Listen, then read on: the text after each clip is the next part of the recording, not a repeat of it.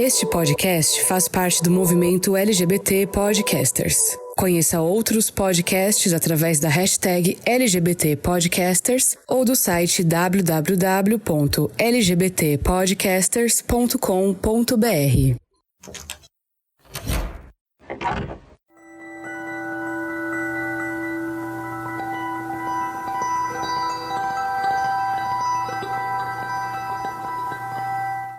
Lembra quando você era criança, caía e ralava o joelho? A sua mãe ou algum adulto vinha correndo passar um remédio e você não queria que ninguém chegasse perto do ferimento? Às vezes, quando dói, a gente sente o impulso de proteger aquele ferimento para que nada que possa piorar a dor aconteça. Porém, às vezes, é essa proteção que impede a gente de se curar mais rápido. No primeiro episódio dessa série sobre relacionamentos, nós falamos sobre corações partidos e é absolutamente natural que, se algo machucou o seu coração, ele estava exposto. No último episódio, eu abri meu coração para vocês e falei sobre algo tão doloroso para mim que eu juro que, em junho de 2021, eu senti uma dor física no peito. De verdade, foi tão intenso, tão forte, que a dor da decepção se manifestou fisicamente como eu nunca achei que fosse possível. Doeu demais, mas à medida que eu me permiti olhar as feridas e cuidar delas, elas foram cicatrizando. E ainda assim, apesar da dor ter passado, o sentimento de não deixar ninguém se aproximar permanecia.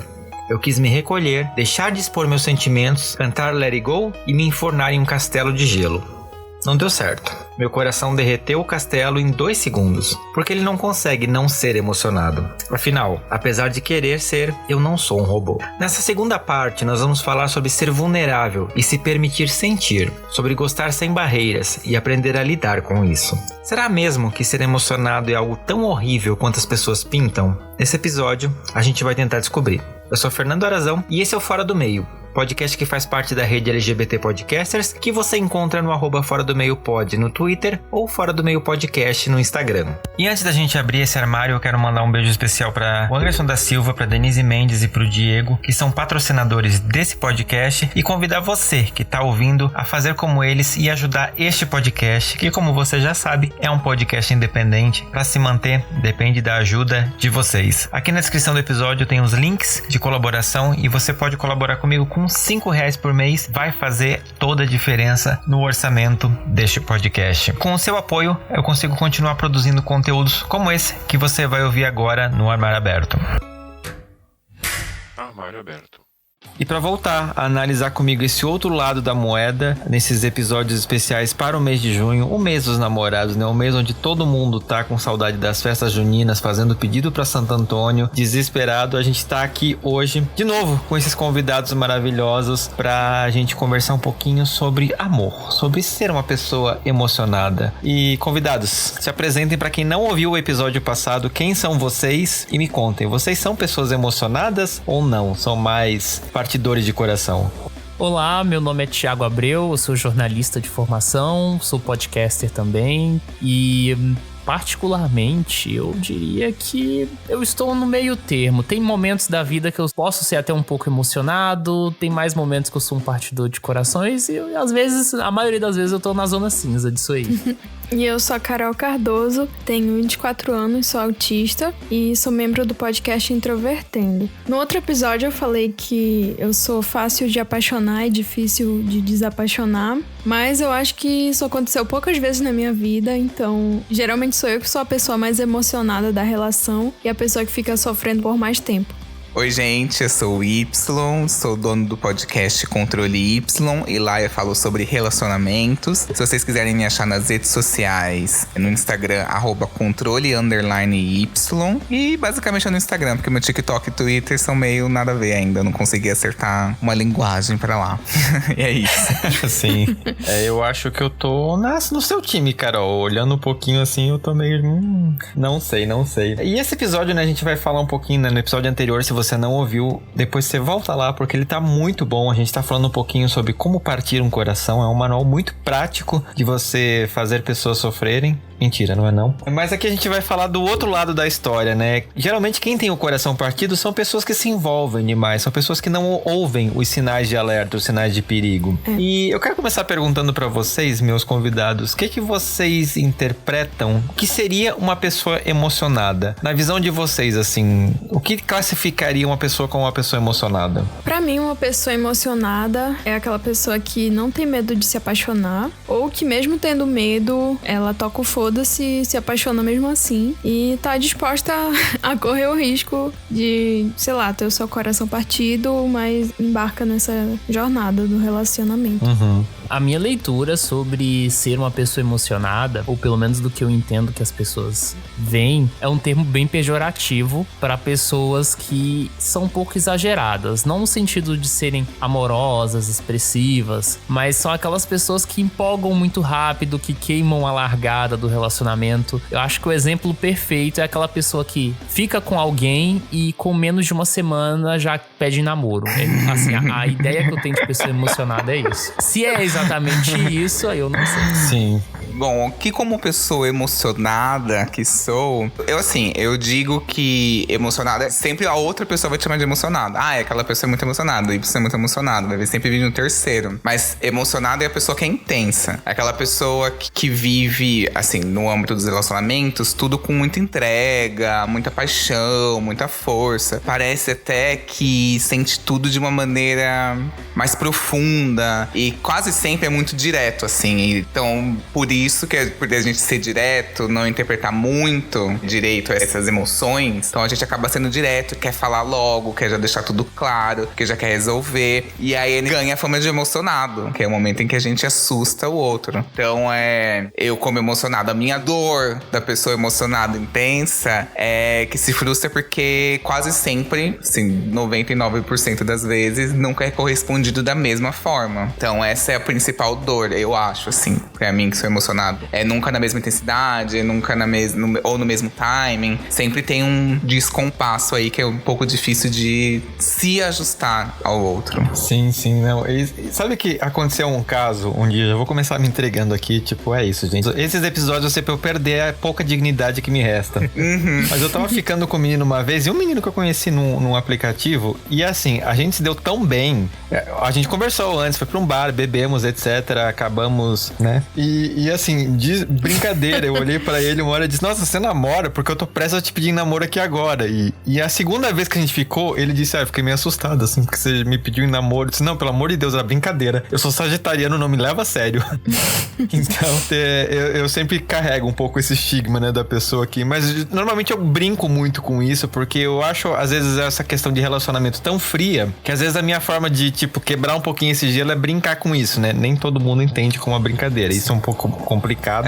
A pessoa gosta de ter a fogueira. Aí a fogueira a pessoa vai colocando a madeira no momento que ela quer, vai colocando, vai controlando, vai abafando, faz churrasco quando quer. Pessoa intensa, eu acho que ela tipo, já é tipo um incêndio florestal, crime ambiental, entendeu? Que ela vai, opa, já foi, não sei o que, nossa, tá aqui, tomou conta, meu Deus, queimou todo o bioma, acabou com tudo. É isso, já tomou conta.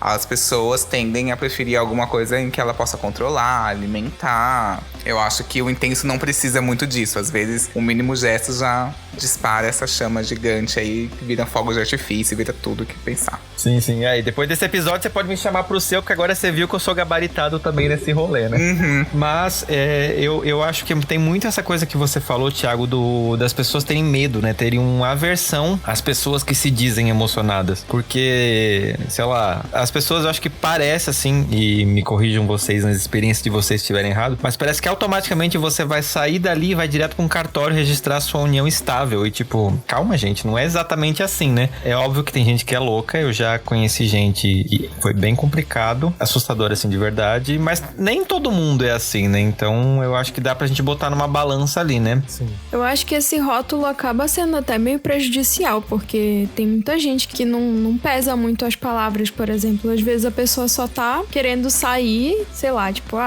a gente saiu 2 vezes essa semana. Nossa, a pessoa é muito emocionada.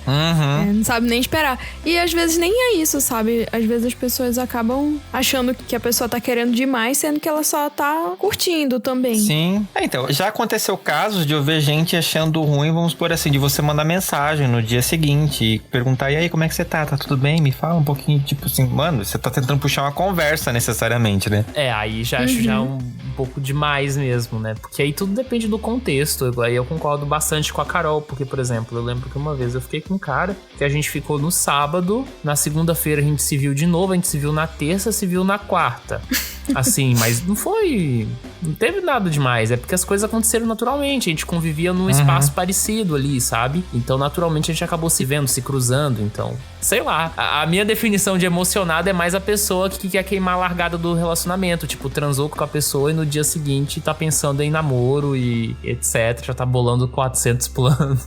Sim. Mas eu vou puxar a Carol pra isso, porque eu vou ter que cair nesse estereótipo e fazer essa brincadeira, gente, mas, por exemplo, no mundo gay tem muito essa coisa da aversão a uma pessoa emocionada, né? Enquanto a gente vive brincando que no mundo lésbico, no terceiro encontro, elas já estão decidindo o nome do gato, né? A cor dos móveis, etc. Carol, como que essa questão da pessoa ser emocionada na visão das mulheres lésbicas? Existe esse papo também, essa versão, ou como é que é pra vocês essa relação? Olha, sinceramente, eu acho que a minha forma de me relacionar é meio atípica, porque se isso fosse tão verdade, eu não teria tido meu primeiro namoro com 24 anos, sendo que eu já tava querendo namorar com 18. Então, não foi uma questão de escolha eu ter namorado só com 24 anos, porque eu já tava me sentindo com vontade, já tinha me apaixonado bem cedo e as coisas foram bem diferentes pra mim, assim. O que eu encontrei foi muito mais pessoas que não me levavam a sério e meio que me davam vários perdidos. E eu tenho certeza que isso tem a ver com autismo, principalmente. Só que, inclusive, isso era uma questão de disparidade muito grande. De eu ver as minhas amigas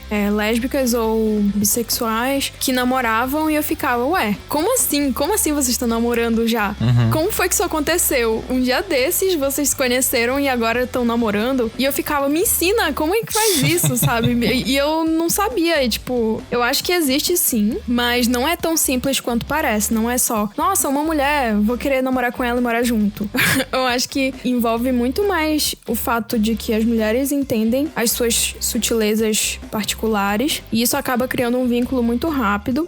E se a pessoa não entende tão bem essas sutilezas, ela não consegue desenvolver, que foi meu caso por muito tempo. Sim. Assim, a questão do autismo é até interessante, né? Ter duas pessoas autistas aqui discutindo essa questão, porque eu vou ter que fazer esse parênteses. Pra quem não conhece a questão do espectro autista, o que isso interfere na questão de relações interpessoais com outras pessoas? Vocês podem fazer uma explicaçãozinha só breve pra quem não tem essa noção, só pra contextualizar pra esse episódio? É uma questão bem complexa, mas assim, primeiro a gente precisa demarcar que tanto o caso da Carol quanto o meu é aquilo que a gente chama de autismo leve, com muitas aspas, né? Então é um autismo que geralmente as pessoas se comunicam verbalmente, mas existe uma dificuldade na interação social e na comunicação que pode se manifestar de diferentes formas. Eu acho que uma das formas centrais dessa dificuldade é de não saber o que está sendo esperado de você nas interações sociais. Então, assim, todo mundo tem uma expectativa. Existe todo um repertório que as pessoas precisam ter para interagir em certos lugares, para poder interpretar o que os outros estão, e muitas vezes a pessoa que tá no espectro do autismo não tem. No relacionamento, isso é fundamental, porque você precisa saber qual é o timing, se a pessoa tá querendo te beijar ou não, se a pessoa quer sair com você ou não, se ela quer ficar com você ou não, se ela vai querer te encontrar futuramente ou se o negócio vai terminar ali. Então, uma coisa que acontecia muito comigo, não necessariamente era 100% a ver com autismo, mas eu sempre fui muito a pessoa que, no encontro, eu ficava pensando assim, será que eu vou ver essa pessoa de novo ou vai tudo acabar por aqui, né? Eu ficava muito mentalizando essas coisas. Então, acaba sendo uma coisa bastante complicada, e eu acho que a Carol disse tem tudo a ver, porque eu já estive em situações assim, né? Que eu posso ter passado, talvez, a imagem de emocionado porque eu não sabia ler o código do ambiente, que a pessoa não queria mais. Se eu soubesse, se tivesse muito claro pra mim que a pessoa não queria mais ou alguma coisa assim, ou que não ia rolar nada além disso, disso, eu desencanaria muito mais fácil, né? Então, acaba sendo uma questão bem complexa. Sim. Isso me lembrou uma coisa que sempre que eu tenho um primeiro encontro e eu gosto da pessoa, não necessariamente eu vou beijar ela nesse primeiro encontro. Então, já aconteceu diversas vezes comigo de eu encontrar a pessoa e aí na minha cabeça eu tá pensando, eu gostei dessa pessoa, eu acho que lá pelo quarto encontro eu vou conseguir beijar ela. É um relacionamento hétero? Não, mas é porque eu sou devagar, entendeu? Até eu entender o corpo da pessoa é uma coisa muito difícil pra mim. Por exemplo, é como se eu visse a pessoa em fragmentos. E todos esses fragmentos estão gritando na minha cabeça. E aí até eu juntar todas essas peças pra decidir se eu vou querer ficar com a pessoa, demora. E aí, tipo, o que acontece? Primeiro encontro. Eu gostei da pessoa, talvez no quarto eu queira beijar ela. Aí a pessoa não entende que é isso que tá passando pela minha cabeça. Ela fica achando que eu não tô nem aí pra ela. E aí ela some. Sim. Aí eu falei assim, eu acho que a pessoa deve pensar, eu não vou deixar tu me rejeitar de novo, então não vou nem querer sair contigo de novo. Sim. Sabe que isso aconteceu comigo? Teve um menino que eu conheci num aplicativo e a gente saiu pra conversar e ele falou que ele tinha um grau de autismo leve também. Acho que, eu não sei se eu posso dizer que é similar ao de vocês, eu não sei como é que funciona exatamente essa métrica, mas assim, ele tem um convívio social ok. E eu fiquei esperando o encontro todo, assim, foi muito legal, a gente conversou, a gente foi comer alguma coisa, foi um encontro muito bonitinho. Só que daí eu levei ele pra pegar o ônibus, ele entrou no ônibus e foi embora, e não rolou um beijo. Eu pensei, tipo assim, então, tipo assim, ele não gostou de mim. Deve ter sido isso. Tipo assim, ele foi só simpático, etc. Aí continuou conversando comigo no WhatsApp e eu mandei, tipo assim, não, eu achei que você não tinha gostado de mim, porque, tipo, a gente não beijou nada. Ele disse, mas é muito cedo. Aí eu, tipo assim, nossa, mas isso é muito diferente do que o mundo gay geralmente prega, né? Tipo, no primeiro encontro você tem que, pelo menos, dar um beijo pra demarcar. Olha, gostei de você, tá consolidado que, né, pode ter alguma coisa além. E eu fiquei muito confuso com essa diferença, né, do não ter nenhum contato físico, mas ainda assim, tipo assim, rolou uma conexão. É muito bizarro como as linguagens são muito diferentes, né? E ao mesmo tempo que a gente interpreta que, tipo assim, a pessoa emocionada vai ser aquela pessoa que vai grudar, etc. Quando a pessoa não dá nenhum sinal, você já interpreta que, tipo assim, pronto, não gostou, não vai ter jeito. Sim, com certeza. Mas no meu caso, por exemplo, eu já estive em vários encontros, assim, que não rolou um beijo imediato, mas antigamente porque eu sou muito travado, né? Não é nem porque eu não quero. Assim, por mim, eu não tenho problema, né, sei lá, de transar no primeiro encontro, não tem nenhuma restrição quanto a isso. Mas eu sempre fui um pouco mais lerdo. Hoje em dia, não. Hoje em dia isso não acontece. Mas eu nunca sei qual é o momento e tal. Então, eu geralmente gosto quando as pessoas me agarram. Essa aqui é a métrica que eu tive. Sim. Fica a dica, ouvintes que estão interessados no Thiago. Não, mas é muito bizarro mesmo. Ver essas diferenças do tipo assim, qual é a balança, né? O que é emocionar demais, o que é de menos. E, assim, na questão de relacionamentos, né? A gente olha, como eu falei a história agora, né? Tipo, você fica esperando um negócio que não aconteceu, então já só sei que, tipo, não ia rolar. E, na verdade, não era isso. Tanto que no segundo encontro ele me deu um beijo, etc e tal. Os relacionamentos que vocês se envolvem, né? Sejam eles casuais ou não. Geralmente, vocês acham que eles correspondem às expectativas de vocês? Vocês são essas pessoas que ficam pensando como vai ser esse date? Ou não? Deixa acontecer naturalmente e dependendo do que acontecer, você fica, tipo, mais deslumbrado ou não? Então, tem muitas tendências no meu caso. Quando eu tenho uma conversa que por escrito é muito boa, eu fico na expectativa, eu não vou negar, né? Mas eu diria que, ao mesmo tempo, eu tenho também outros encontros que a coisa flui um pouco mais naturalmente. O que eu acho que eu geralmente tenho como critério é principalmente esse contexto da conversa. E aí, à medida que deu certo, assim, entre aspas, que eu fiquei, aí eu fico um pouco mais engajado, empolgado com a relação. Tem pessoas que eu não sei se lá por qual motivo, talvez atração física, talvez alguma coisa, eu fico empolgado de uma forma muito grande. E tem outras relações que é uma coisa mais progressiva e até engraçado. Por exemplo, eu quero falar dos meus 2 namoros que eu tive, porque foram dinâmicas bem diferentes. O meu primeiro namorado, o primeiro encontro que eu tive com ele foi legalzinho, assim, mas eu não tinha grandes expectativas. Eu voltei pra minha casa achando que talvez ele não tinha interesse, mas aí quando ele chegou, mandou mensagem, falou assim, bora se encontrar outro dia. Tá. Só que a questão do sentimento, o estar emocionado foi uma coisa progressiva. Assim, passou umas 2 semanas que a gente já tava se vendo 2 vezes por semana. Aí depois teve outra que cresceu, que era 3 vezes por semana. Aí quando eu vi, eu estava no clima, assim. Foi uma coisa que foi crescendo e foi muito saudável. No meu segundo relacionamento, também tinha um contexto pandêmico, que a gente não podia se ver, era só a coisa da internet, tinha uma expectativa. Aí eu ficava pensando, poxa, pra ter um encontro presencial com ele vai demorar e até lá talvez a gente desanime e não continue conversando. Aí eu acho que talvez eu fiquei um pouco mais emocionado, assim. E foi um pouco mais difícil de lidar, né? Porque a gente só se viu, se não me falha a memória, 4 meses depois do match no Tinder. Então, a gente teve 4 meses pra sustentar uma interação e a gente conversar todos os dias. Eu achei que era impossível. Então eu tive essas 2 dinâmicas de relacionamento que foram coisas bem diferentes, né? E ao mesmo tempo, o estar emocionado foi nesse sentido. Agora tem gente que eu fico uma vez e aí rola sim uma coisa avassaladora e que até faz mal, sabe? É meio estranho, assim. Eu posso contar uma história pra não monopolizar depois, mas eu tenho uma história de estar emocionado que é meio triste. Ah, eu quero saber mesmo. Achei engraçado tu falar que tu demorou 4 meses pra ver teu namorado depois de se conhecerem na internet. Eu demorei, tipo, mais de 1 ano. Acho que 1 ano e 6 meses pra ver a minha namorada depois que a gente tinha se conhecido na internet. Então, foi nesse contexto da pandemia também. Sim. Ah, antigamente eu ficava muito, era muito ruim, eu passava mal. Da primeira vez que eu fui sair com uma pessoa na vida, que nem era com interesse amoroso, até então, não achava, mas eu fiquei suando o dia inteiro. Eu não conseguia ficar parada. Eu tinha que ficar correndo. E eu era essa pessoa. Eu ficava assim, muito, muito agitada e tremendo. E depois que acontecia a coisa, eu tinha muito desgaste emocional. Então, eu ficava nervosa antes e depois. E demorou muito tempo pra eu regular um pouco essa emoção de, pelo menos, estar na companhia de outra pessoa.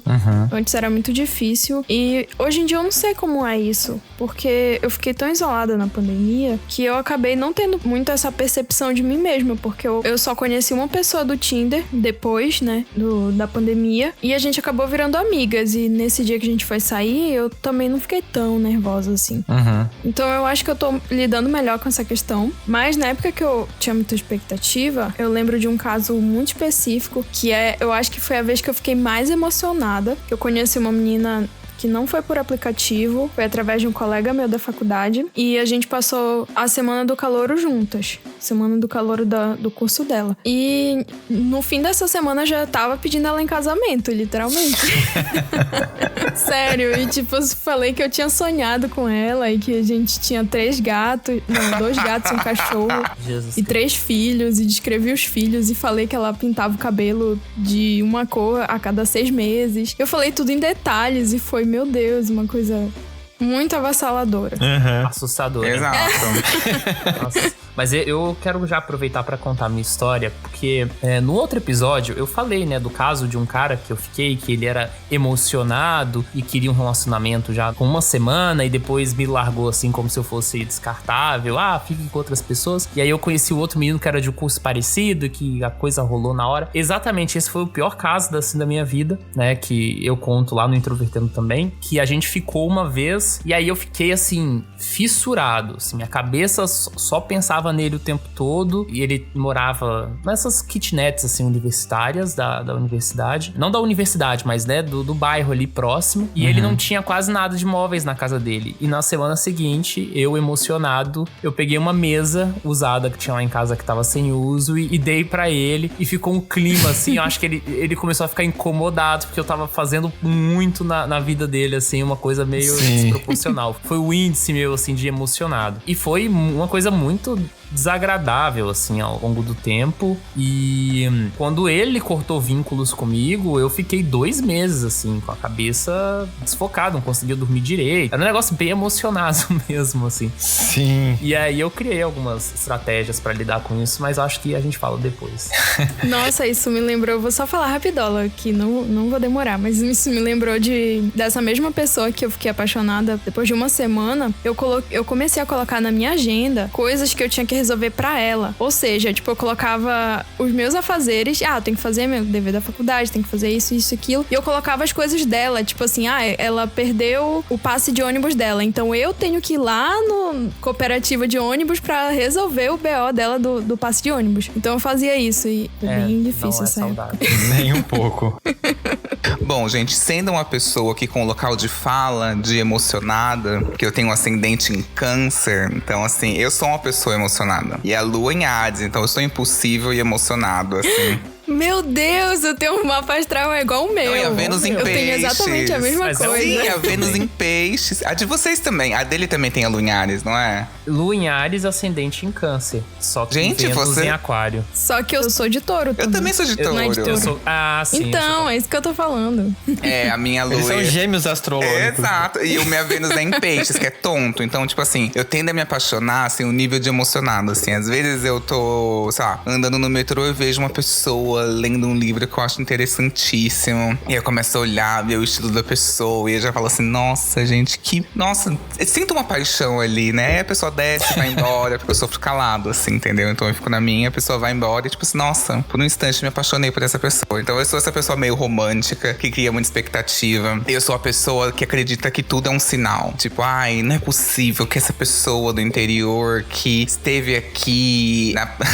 Tudo bem que eu moro na Paulista, é um lugar muito...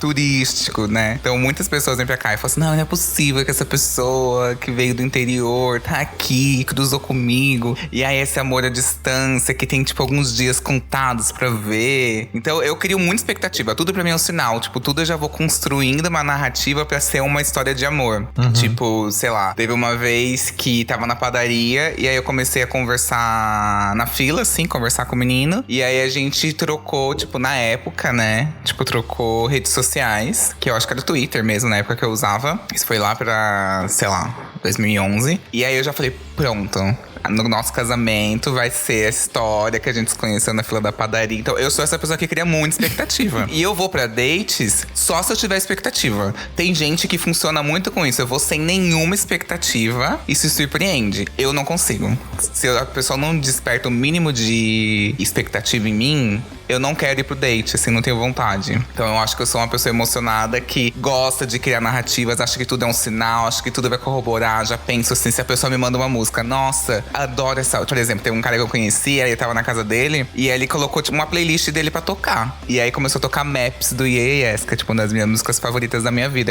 Essa música vai tocar no nosso casamento. Já penso assim, entende? Então eu sou essa pessoa. Sim. Ai, meu Deus. Gente, é engraçado ouvir o Y falando, porque eu me sinto dentro do controle Y. Porque as histórias são maravilhosas. Mas a gente tava falando, né, um pouco dessa aversão da comunidade, principalmente dos homens gays, né, de sentimentos. Não pode ter sentimentos, tem que ser aquela coisa com distanciamento social já desde sempre, né? Então não foi nem novidade quando o Covid trouxe isso pra gente. Enquanto, como a própria Carol falou, né, com relação às meninas já tem um trabalhar melhor de sentimentos, então tá tudo certo, né, algumas partes. O que vocês acham que torna a gente, né, principalmente como homens gays, a ter esse pavor de expressar sentimento, de demonstrar sentimento e de ver alguém demonstrando algum tipo de sentimento pela gente? Que a gente quer sair correndo igual o diabo foge da cruz. Eu acho que tem vários fatores que estão relacionados a isso. O primeiro, que eu acho que é o mais óbvio, é que tem muita opção, né? O cardápio é vasto, assim. Então é muito fácil as pessoas conseguirem relações sexuais e, ao mesmo tempo, quando as pessoas conseguem relações sexuais fácil, é mais fácil descartar os outros, né? Infelizmente, esse é o outro lado da moeda. E um outro aspecto, que eu acho não tem base nenhuma, mas é uma impressão que eu tenho, que tem um pouco a ver também com as próprias dificuldades sociais que, principalmente aí recortando pro meio gay, que homens gays passam ao longo da vida, né? Que são as dificuldades dentro da família, que é a questão dos vínculos sociais, um histórico muitas vezes muito difícil. Então, já são pessoas que são sofridas, entre aspas, em alguns aspectos.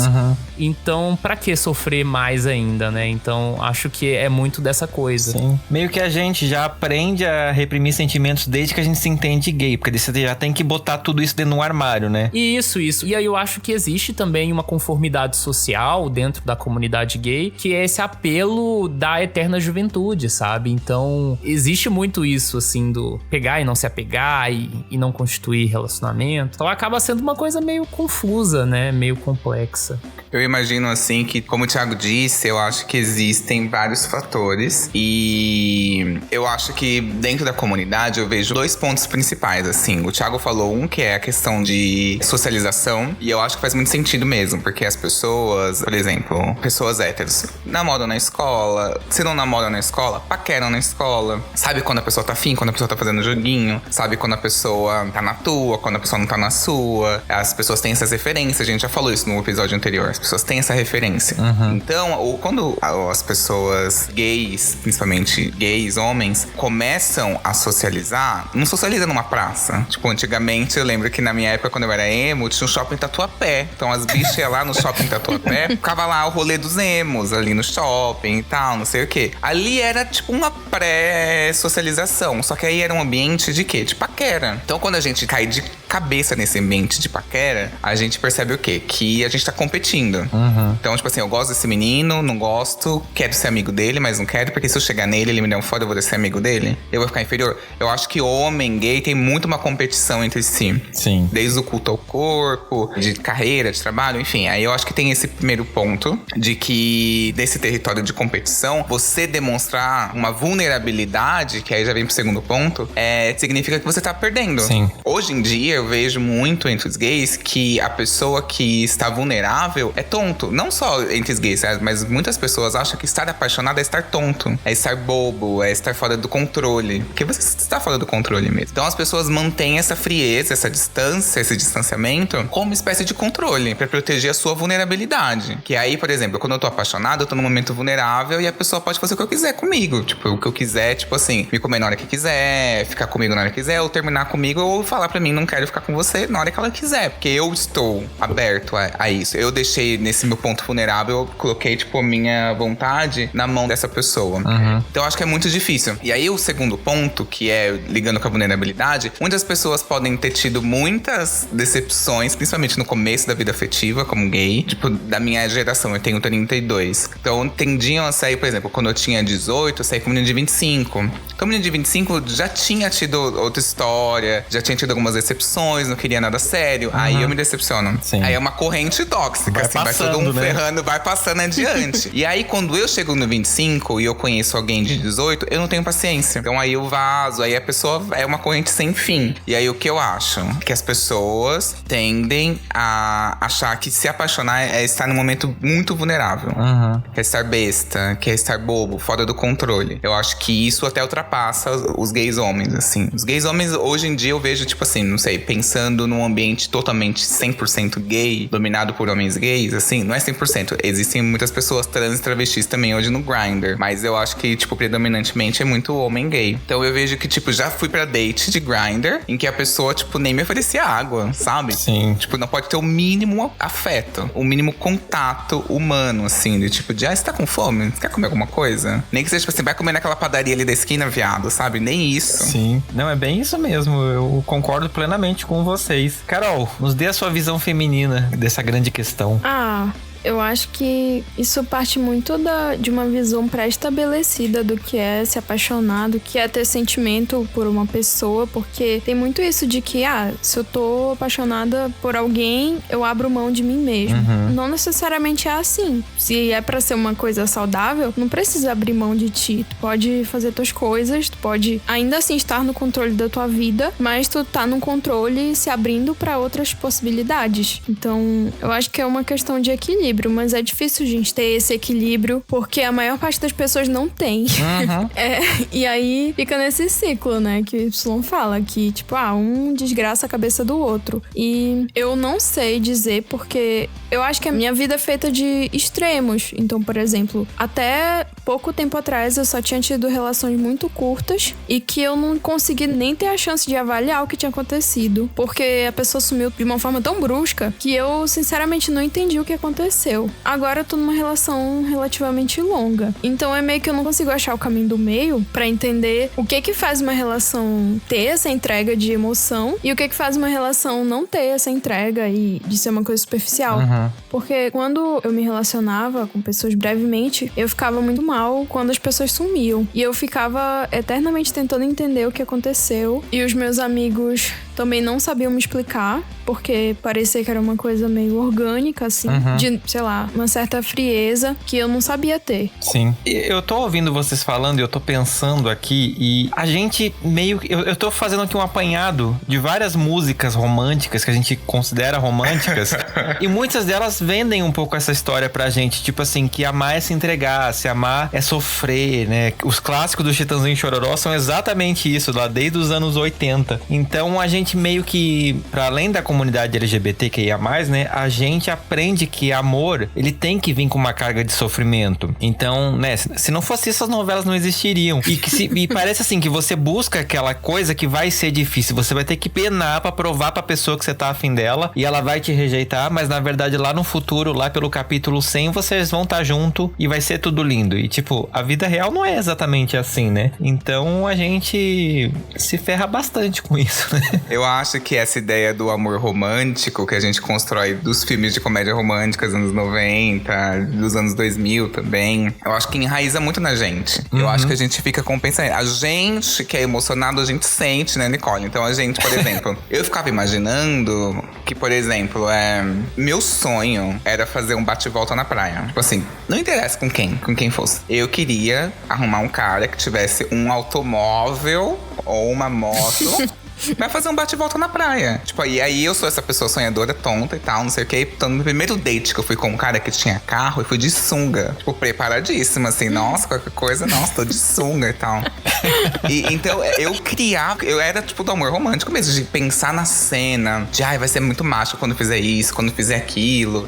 Quando tiver esse tipo de reação. E assim, nada nunca correspondeu. Sim, dessa tipo, vocês maneira. nem tinham conversado sobre ir pra praia antes. Nada. Óbvio que não era, tipo, um dia de semana. Jamais ele ia fazer tipo isso, jamais, mas eu não tenho essa esperança, assim, então eu pensava muito nisso, de pensar, e o amor romântico, que é tipo, tem que sofrer, e esse cara, esse desgraçado, ele ainda fez, nossa, a gente se conheceu, né, nesse primeiro date, que eu achei que ele ia pra praia, mentira, me levou pra uma boate, e aí depois eu vi ele mais umas 3 vezes, e aí foi o aniversário dele, e aí eu comprei uma camiseta e dei pro ficante de presente, e aí dei pra ele a camiseta, o presente, ele ficou todo feliz, e não me chamou pro aniversário dele. Aí eu, que ótimo. É triste. Ai, que droga. Quero morrer. Pelo menos você não deu uma mesa tipo assim. pro ficante, como eu fiz. Uma mesa de escritório.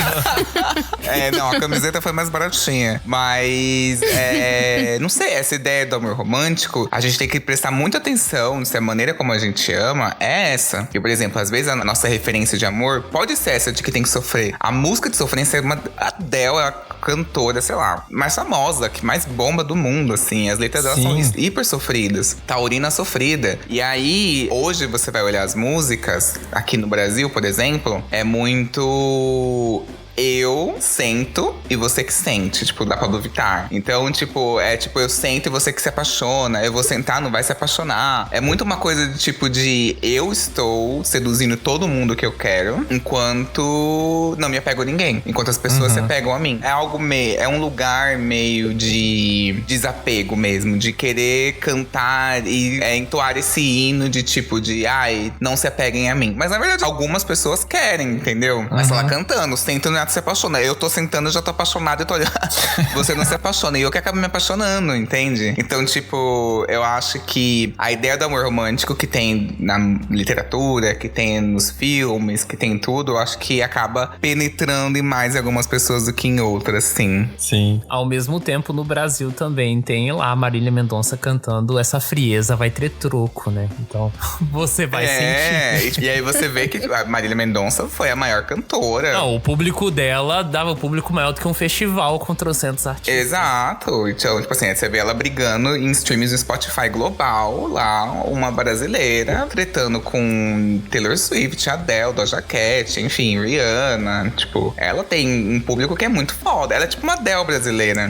É. Eu diria Então, que a tipo, Adele eu é acho uma que- Aline Mendonça. Não, é que a Adele é mais velha, então aí eu dou crédito mais pra Adele. Mas assim, a Marília Mendonça, é genial as letras dela. Ela conseguia descrever os sentimentos de uma maneira, tipo, impecável. E por isso que as pessoas se identificam. E ela conseguiu ter um olhar, eu vou dizer feminino, que também é mais vulnerável, tipo, diante. Tipo assim, de assumir, eu sofro, estou mal. Todo mundo vai sofrer, quem eu quero não me quer, quem eu quero, quem eu quero não me quer. Todo mundo vai sofrer, entendeu? Tipo, eu acho que é um ponto de vista vulnerável e que se diverte e bebe nisso. Eu acho a Marília Mendonça bem emocionada. Tanto que ela conheceu o cara lá na pandemia, tipo, casou dentro de casa e tal. E é isso, assim. Separou meses depois, assim, porque não deu certo. Quando os dois tiveram que conviver durante a pandemia, separou, porque não era isso, sabe? Marília Mendonça, tipo assim, acho que era, tipo, presidente dos emocionados do Brasil, assim. Sim. Pois é, e é engraçado, né? Porque eu tava pensando aqui, realmente, as maiores músicas, os maiores artistas brasileiros, por exemplo, pega Jão. Jão é sofrência pura do começo ao fim. Marília Mendonça. Tem uma série de artistas que a gente consome, compra e sofre junto, mesmo de escorrer atrás da porta. Rola uma identificação com esses sentimentos, né? Quem nunca tem uma história que combina exatamente com aquela música daquele artista e etc. Eu já chorei muito ao som de Someone Like You. Meu Deus do céu. Mas o Jão... Eu sou mais raivosa. Mas o Jão, especificamente, ele tem um outro sofrimento que é bem específico. Ele tem trocentas músicas reclamando de festas de amigos ricos. Ele tem algum trauma com relação a isso. Eu não sei se vocês já perceberam. É o tipo de trauma que eu preciso na minha vida. O João, eu acho que ele, não sei, por exemplo, do idiota, é meio que assumindo que ele vai assumir aquele papel, sabe? Tipo assim, de essa sofrência de que, vou ser idiota. Então, eu acho que existe esse imaginário de que se apaixonar é ser idiota, que se apaixonar é estar tonto, é que é esse estado vulnerável, sabe? Então, tipo, eu acho que as pessoas associam isso. Tanto que, de uns anos pra cá, começou muito esse discurso de inteligência emocional. Administre seus sentimentos. E pra mim é muito bizarro isso, assim, de tipo de... Tá, então não é inteligente pra mim. Seria, por exemplo, eu estar gostando de uma pessoa que eu vejo que ela não tá correspondendo da maneira que eu espero, que eu tô querendo alguma coisa a mais, tô querendo uma coisa séria, eu vejo que essa pessoa, tipo, não quer, dá pra ver por alguns sinais. E a inteligência emocional, segundo essa pessoa, é eu me proteger. É eu chegar e já jogar a real. Tipo, olha, é isso, bababá, bababá. E eu não sei se é isso, às vezes. Às vezes é esperar. Porque às vezes o emocionado, eu digo tipo, colocar o te falo aqui novamente. Uma dica aqui de emocionado pra emocionados. É assim, muitas vezes eu já me apaixonei, uma semana depois passou. Uma semana depois, tipo assim, não era amor, era um tesão, era, sei lá, a pessoa fez alguma coisa que eu gostei. Então eu acho que, tipo, você não precisa chegar e já dar um textão pra pessoa. Às vezes você não tá afim da pessoa, sabe? Então eu acho que prega-se muito essa inteligência emocional como se houvesse fórmulas pra tudo, sendo que é tudo muito caso a caso. Por isso que eu acho que, tipo, tudo de relacionamento nunca deve se bater o martelo. Isso é certo, isso é errado. Depende. Depende da sua referência de relacionamento, depende da referência da pessoa, depende das linguagens afetivas da pessoa. Então eu acho que tem muitas questões envolvidas, assim, sabe? Quando fala inteligência emocional, quer dizer que, tipo, se apaixonar, ficar de quatro pela pessoa é burrice emocional? Não sei se é, sabe? Sim. É um bom tópico e, inclusive, casa com a próxima questão da pauta, que a gente fala muito isso, né? Realmente é um tema que tá em voga, todo mundo fala muito, existem cursos de inteligência emocional e tudo mais pra você aprender a administrar o seu sentimento, né? Aprender a lidar com os sentimentos. E aí que vem a minha pergunta. Na opinião de vocês, uma pessoa emocionada, é possível ela se tornar uma pessoa fria? A Elsa do Frozen é capaz de surgir naquele coração? Isso me lembra aquela frase: antes sou fria, hoje sou fria. Exatamente. Frase horrível. Exato. Eu Ai, acho que brega. se ela virar uma pessoa calejada, que de tanto emocionada se ferrou muito, pode chegar a um ponto em que ela vai criar um bloqueio ali. Mas não é algo, tipo, pensado. Vira um trauma mesmo, vira uma questão pra ela que ela não consegue mais demonstrar. Sim. Vai ficar mais desconfiada, vai tomar mais cuidado. E eu acho que muitas pessoas são desse jeito. Muitas pessoas eram muito emocionadas, eram muito intensas e deixam de ser por conta de alguma relação em que ela sofreu muito. E aí ela associa que por ela ter sido emocionada, ela foi feita de trouxa, foi feita de não sei o que, enfim. E E depois vai pra terapia pra poder recuperar essa capacidade de sentir, né? Porque ela se tranca tanto que perde. Eu acho que isso às vezes pode andar mais lado a lado também com experiência de vida, assim, de tempo de vida. Porque, por exemplo, quando eu tinha 20, 21 anos, eu era uma pessoa mais emocionada. Mas é porque eu tinha poucas experiências. Eu não acho que eu me tornei mais frio com o tempo, né? Assim, pelo menos nesse viés de eu sofri traumas e agora eu sou mais fechado.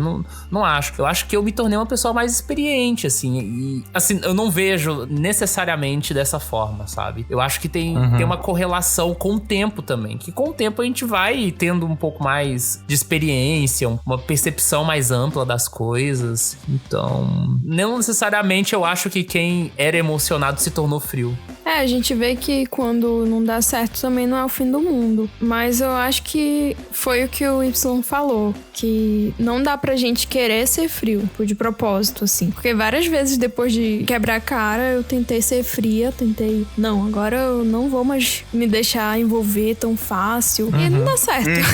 Na primeira oportunidade que eu vejo que eu vou sentir uma coisa forte, eu não abro mão disso, porque eu acho que isso vai me deixar muito infeliz. Agora, eu acho que é possível, sim, a pessoa ficar tão traumatizada, tão mal, que isso acaba ferindo a capacidade dela de se abrir a outras experiências no futuro. Só que isso é uma coisa que também vai trazer sofrimento, porque a pessoa vai deixar de olhar para oportunidades que poderiam fazê-la muito feliz. E quando a pessoa não cuida disso, ela acaba ferindo outras pessoas no processo. E se isso vai aumentando cumulativamente, a gente vê pessoas, sei lá, que acabam transmitindo essa frieza para as pessoas à volta delas. Então, até relação de família, se a pessoa tem filhos, ela não resolve essa questão de encarar a vida e o amor como uma coisa negativa, ela acaba repassando isso pros outros. E os outros também vão ficar meio desiludidos, né? Vão ficar, poxa, então quer dizer que não tem nada de bom nessa vida, que tudo traz sofrimento. É tipo aquela música, tristeza não tem fim, felicidade sim. Acho que isso resume muito a pessoa que era emocionada e resolveu ser fria.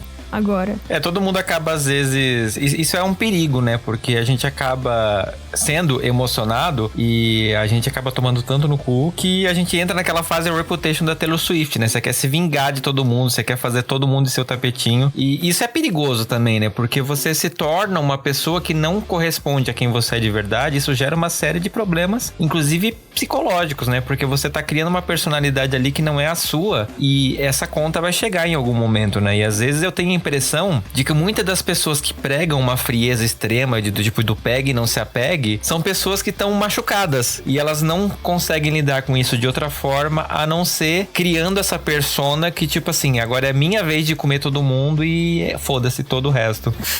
E eu falo isso por experiência própria. Depois de ter tido um traumatismo craniano por pular de cabeça em pessoas rasas, eu entrei numa fase meio biate, assim, vou ficar com todo mundo e foda-se. E eu lembro que quando o primeiro cara que eu peguei... foi horrível, gente.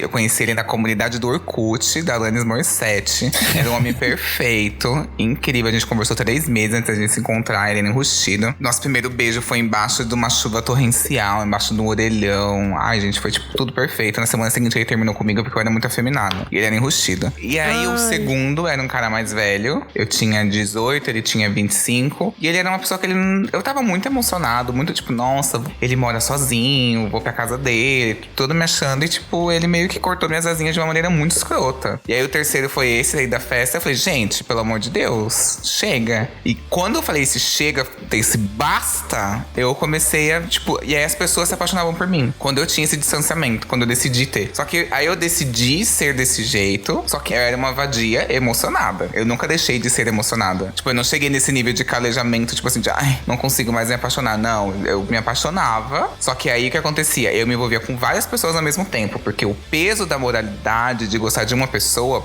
intensa, que eu gostava... Vamos supor que a intensidade que eu tinha de gostar de uma pessoa era 100. Eu dava 100% pra pessoa, assim. E eu entendo hoje, olhando do ponto de vista, que quando você começa uma relação do 100, não tem pra onde você evoluir. A tendência é diminuir. Você vai, tipo, meio...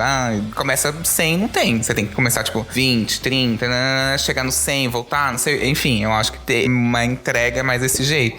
E aí, quando eu olho, tipo, pra mim, eu via que eu entregava 100. E aí eu falava assim, tá, como que eu vou administrar isso? Eu não vou entregar 100 pra uma pessoa. Eu vou distribuir 25 pra uma, 25 pra outra, 25 pra outra, 25 pra outra.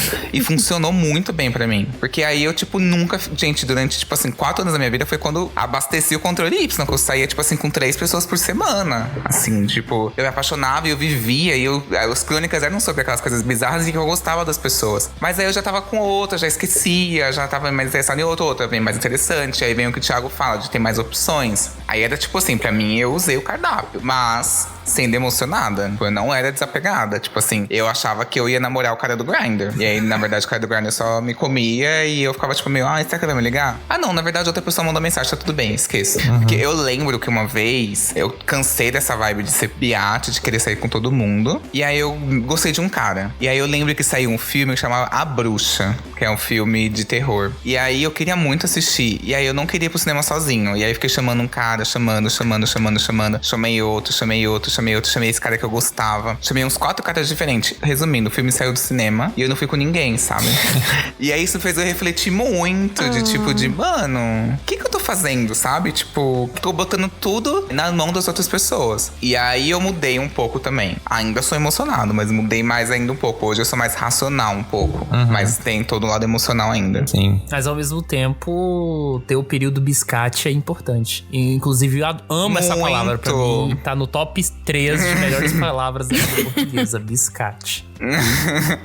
Não, e eu fui muito... me ensinem a ter esse período. Mulher. Aí, até hoje eu ainda não consegui. Mulher, só você just chegar e falar, tipo assim, é virar uma chavinha. É virar uma chavinha. No dia que virou minha chavinha, eu lembro até hoje, gente. Eu tava com meu amigo Jun. E aí, um moleque terminou comigo. E aí, eu tava, tipo assim, nos... Ai, gente, eu odiava a pessoa que chorava no metrô. Eu falava assim, que vergonha as pessoas choram no metrô. Eu chorei no metrô em seguida. Por causa de um cara. Aí, meu amigo falou assim, nossa, o que você tá fazendo aqui? Eu falei, ai, não sei o que. Acabou de levar um pé na bunda. E aí, ele pegou e falou assim, ai, que mais tem no mundo é viado, vamos pra uma balada. E aí eu falei assim, ai, não sei. Ele falou assim, vamos agora, eu te peço uma roupa na minha casa. Eu fui pra casa dele, ele morava na Frei Caneca, que é um bairro gay aqui de São Paulo. E aí, quando eu fui pra essa balada, eu peguei 14 pessoas uma noite, é meu recorde. Legal! Jesus. Meu recorde. Eita. Peguei 14, peguei até duas mulheres. Falei, eu vou pegar também mulher, tá tudo certo. Peguei 14, 12 homens e 2 mulheres, gente. Comigo aconteceu o contrário, tipo, tu ficou chorando e depois foi pegar pessoas. Pra mim, a única vez que eu fiquei com uma pessoa numa balada, eu saí chorando. Por quê? Porque pra mim foi muito esquisito. Porque eu pensei, eu não sei, mas minha cabeça tava bem bagunçada. Mas eu cheguei lá e aí eu beijei a menina e foi muito bom o beijo. Porém, eu percebi que eu não sentia nada, tipo, eu não tava apaixonada. E aí eu comecei a chorar, porque eu pensei, gente, não é pra mim isso. E aí eu fui pra um canto da balada e comecei a chorar. E aí o meu amigo falou... No Dark Room. Aí eu sentei no Dark Room e fiquei chorando lá no canto. Aí o meu amigo falou, bora embora, já chega pra ti, já deu, bora. Não, mas, por exemplo, eu tenho uma amiga, ela se define como demissexual. Ela precisa ter um envolvimento mínimo, breve, assim, com a pessoa. Então ela não consegue beijar numa balada. Ela não consegue, tipo, marcar um date no aplicativo sem conversar muito tempo antes. Assim. Ela precisa, pra ela se sentir confortável e se sentir disposta a beijar, ela tem que sentir um mínimo de intimidade. Então, às vezes, é assim, existe esse espectro, assim, que às vezes você não é demissexual, mas às vezes você precisa se sentir mais confortável de outra maneira.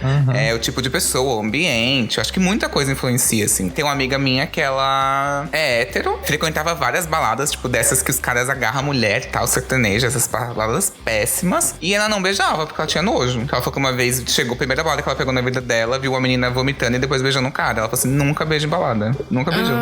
Por nojo, assim. Então, assim, existem várias questões, assim. Então, tá tudo certo. Não, mas a história da Carol me lembrou do ano passado, né? Eu não vou contar a história do episódio passado de novo, mas eu lembro que bem perto de chegando no finalzinho, assim, a gente acho que foi em maio, que eu tava iludido nessa coisa, tipo assim, não, a gente vai namorar, não sei o quê. Agora vai. Agora vai. Eu tava conversando com um outro menino me chamou, assim, era um menino que eu conversava há mais tempo, um tempo atrás, e a gente tinha parado de conversar. Ele me voltou no Instagram e me mandou uma nude, e a gente começou a conversar umas coisas meio, assim, né, proibida pra menores. Chegou uma hora que eu comecei a me sentir mal. Eu chorei, eu fui tomar banho pra, tipo assim, chorar no banheiro porque eu tava me sentindo traindo a pessoa, sabe? Eu fiquei tão mal com aquilo que eu disse, olha, é melhor a gente parar de se conversar, não sei o que. Gente, eu fui muito trouxa nesse dia. Porque deu o quê? Tá tudo Olha bem. a moral cristã aí incrustada. Não, deu um mês depois, aí eu recebi a mensagem, tipo assim, ai, transei com o menino que mora comigo. Eu pensei, isso, desgraçado. Aí você vai lá, rejeita nude do menino que era mó gato. Não, mas assim, hoje você pode olhar pra você mesmo e falar assim, ai, fui trouxa. Mas eu não acho que é pesado, não tem que ter esse peso, assim. Tipo assim, Sim, não, hoje eu dou risada, mas na época, assim, logo na sequência eu pensei, tipo dá assim, raiva, isso aí. Não, dá ódio mesmo. Não, mas eu acho que fica... Tudo é lição. Sim. Porque eu acho que é vivência. Se você tivesse se bloqueado de, tipo assim, de... Ai, não vou nem viver com esse cara. Isso. Tipo, você não ia nem ter essa história da nude, entendeu? Tipo, eu acho que o interessante é não se bloquear, é aprender. Tipo, Sim. tá, da próxima vez, quando não tiver nada sério, aí um cara vier mandar uma nude, um cara que eu goste, pô, dá uma olhadinha mesmo, vou fazer, tô afim. Aí você vai aprendendo. Sim, não, E exatamente. isso. Inclusive, É sobre. o menino que me mandou a nude, manda uma mensagem.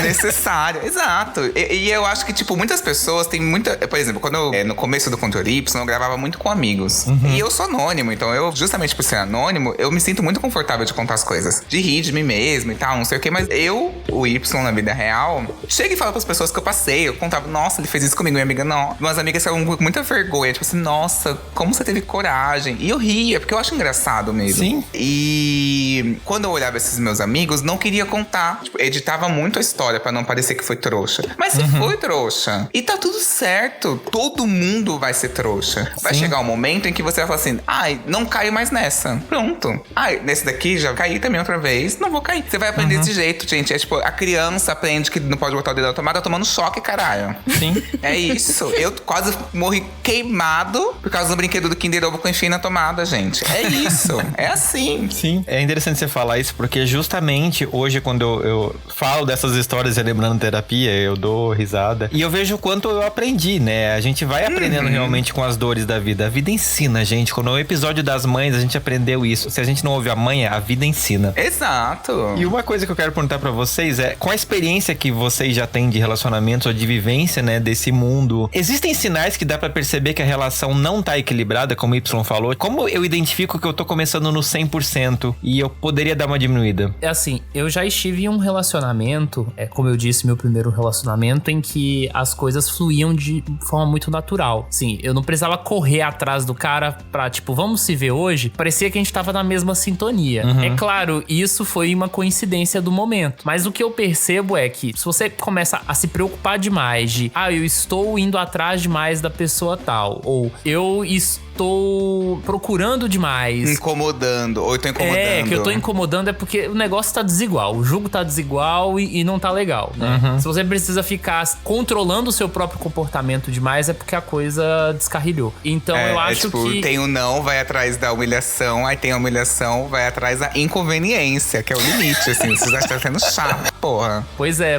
Aí isso envolve, claro, existe também contextos de insegurança, que às vezes tá tudo bem, mas a pessoa que é preocupada demais.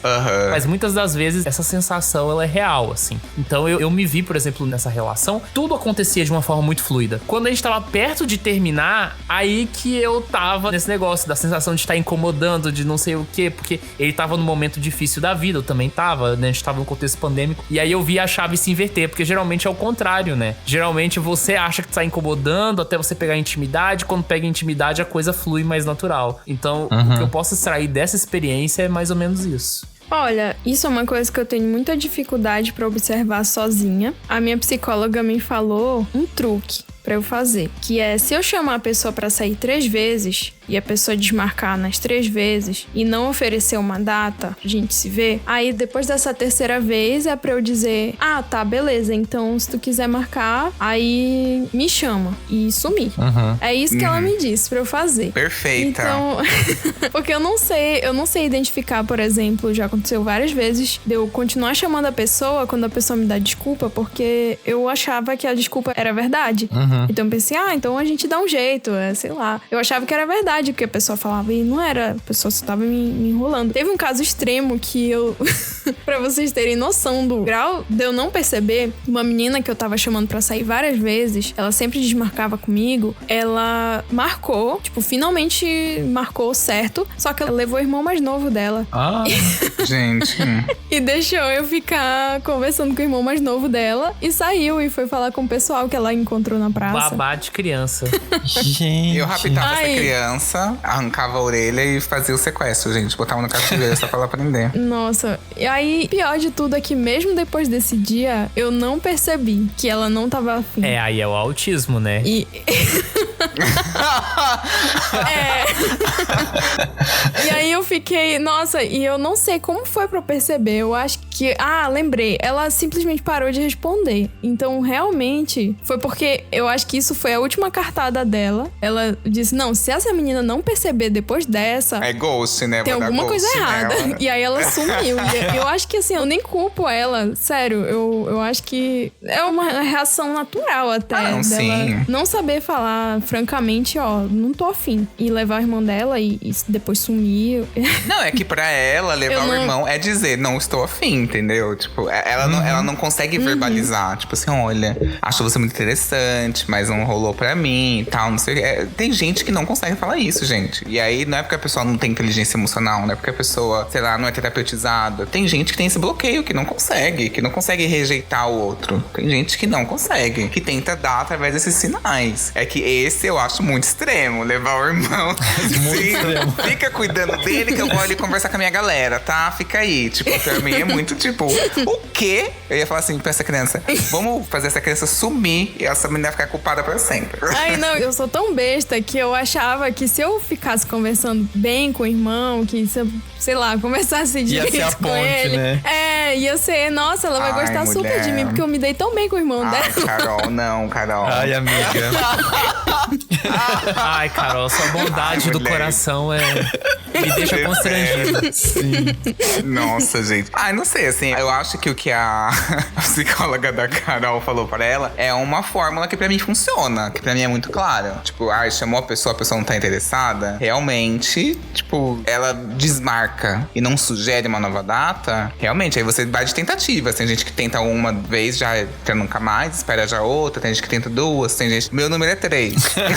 Eu tento 3 vezes. Quarta não existe. Pra mim é muito isso, assim. Mas eu acho que existe outro sinal que pra mim é muito claro, que é online, se a pessoa não desenvolve assunto. Desenvolve no sentido de que você fala alguma coisa, você tá se matando, que é um pouco do que o Thiago falou, você tá se matando, você tá pensando tipo assim, vou abrir o Spotify dessa pessoa, olhar que música, que banda ela escuta. Já perguntei que artista ela gosta, que filme ela gosta, ela tá assistindo alguma série, e a pessoa não desenvolve, e você tá se esforçando muito pra tentar tirar alguma coisa, não rola. Aí pra mim é um sinal de que tipo, essa pessoa já... E aí eu pensava o quê? Não, essa pessoa é tímida.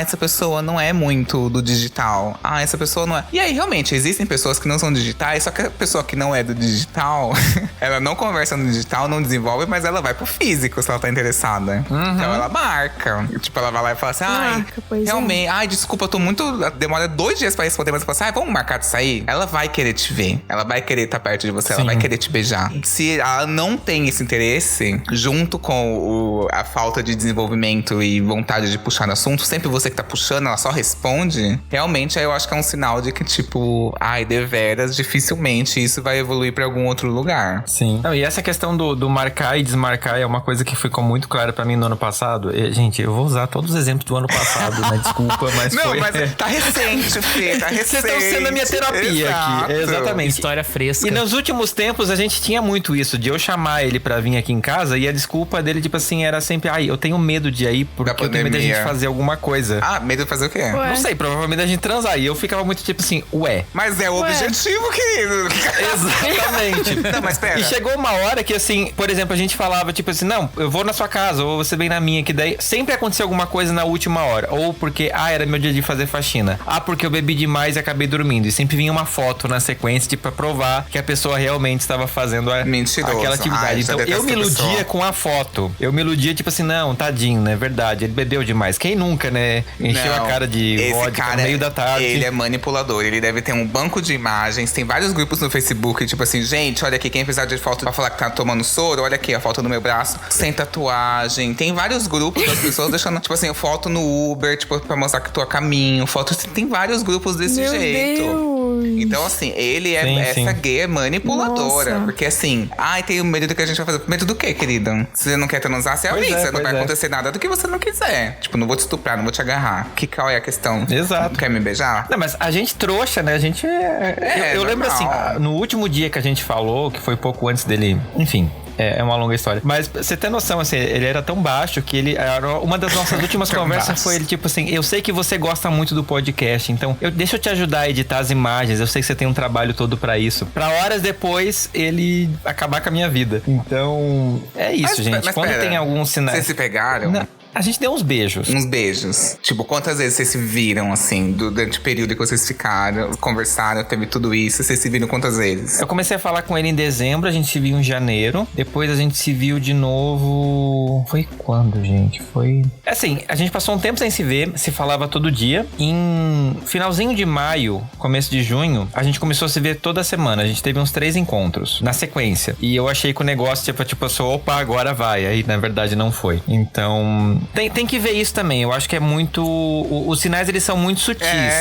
Porque... E principalmente quando a pessoa é manipuladora. Quando a pessoa é manipuladora, Sim. é mais sutil ainda. Porque a pessoa tá dando uma desculpa. E hoje vendo, assim, que todos os nossos encontros pós... Tipo assim, quando a gente começou a se ver muito... Todos os encontros tinha muitos sinais claros ali. De alguma forma, ele tava me falando as coisas que ele ia fazer e eu não percebi. Então, é uma dica boa, é isso. Tipo assim, dá uma olhada na diferença de comportamento. De repente, a pessoa tá muito distante. De repente, ela aparece muito e ela começa a falar muito de coisas que envolvem situações. É muito engraçado pensar que depois... Porque, assim, quando a gente tá apaixonado, a gente que é emocionado, a gente bota, tipo, um óculos que é um filtro. Então, a gente perde muita coisa. Porque tem um filtro, realmente. A gente tá filtrando. É isso, o irmão... Como diria aquela música da Alanis, né? O Lens, que é sensacional. Pra mim, ela descreve exatamente essa sensação.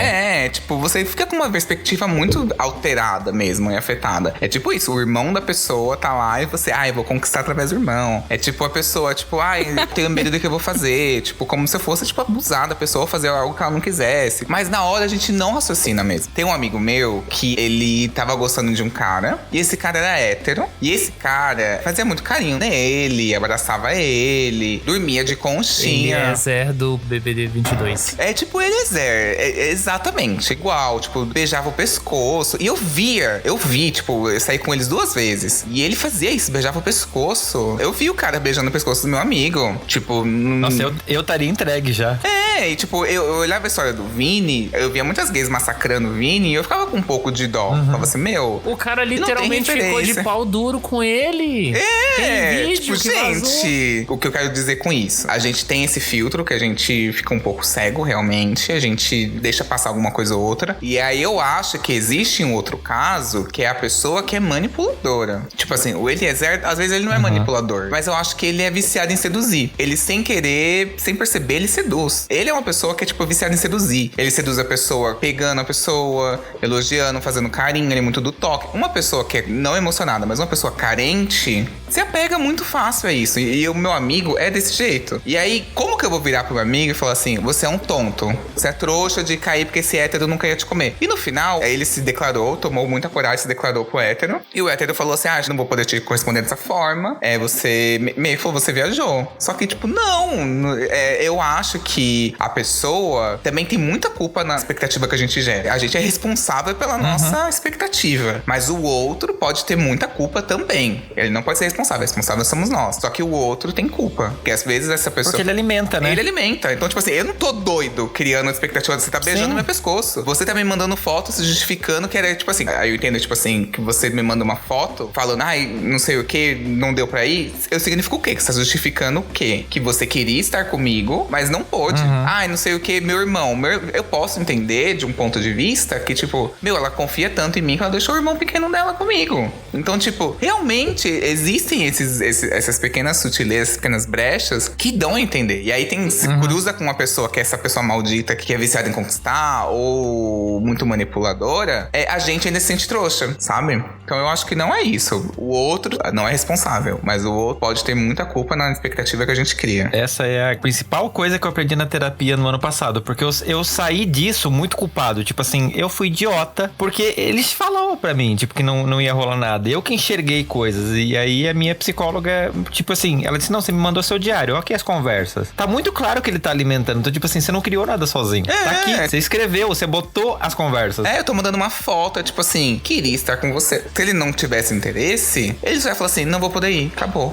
E aí acabou, você ia se tocando de várias questões dessas, assim. E aí eu acho que nesse caso é manipulador essa pessoa, muito manipuladora. Sim. E pra gente caminhar agora pro encerramento, né, a última pergunta, a gente falou aqui sobre ser emocionado e etc, e eu queria ouvir de vocês, na opinião de vocês, ser emocionado é algo ruim, como pregam ou não? As pessoas que talvez não entendem a gente, que tem um coração um pouquinho maior do que o peito. Olha, o que eu acho, assim, durante muitos anos, minha terapia foi muito sobre ser emocionado e entender que tinha algo errado comigo. E eu assumi que, os fracassos que eu coleciono, que eu rio, é por eu ser muito intenso. E aí eu demorei muito a entender que eu não ia conseguir mudar, que eu não consigo ser outra pessoa. E aí tem um exemplo maravilhoso que acho que eu já falei em outro episódio. Se eu sou uma pessoa 220, eu não vou ligar na 110. E aí não adianta, não vou ligar. Se eu ligar, eu vou ficar meio desconfortável e não faz sentido. E o que eu acho? Tem uma história maravilhosa de um menino que ele participou de um podcast meu, que ele é muito emocionado também. E tem essa mistura aí, câncer com Áries também. E aí ele virou pra terapeuta dele e falou assim, pra mim não faz sentido, preciso mudar. Nanana. Aí a terapeuta virou pra ele e falou assim, se você é assim, por que você procura outra pessoa? E aí eu aprendi isso também, que se a pessoa acha que você é emocionado e que isso pra ela é algo que é uma nota de corte pra ela, é algo que ela não quer, é algo que ela não busca, você teoricamente vai, entre aspas, assustar. Então eu acho que, tipo assim, essa pessoa tem o direito de não querer e eu tenho o direito de deixar claro qual que é, tipo, querida, daqui é ladeira abaixo, daqui quer amor, tem medo de amor, então não vem mesmo. É assim, entendeu? Então eu acho que tá tudo certo, assim. Eu demorei pra aceitar que é isso. Vai ter pessoa que não vai querer conviver comigo e do outro lado tem eu aqui que eu também não vou conseguir conviver com uma pessoa que não demonstra tanto, que é um pouco mais distante, que eu tenho que ficar correndo muito atrás.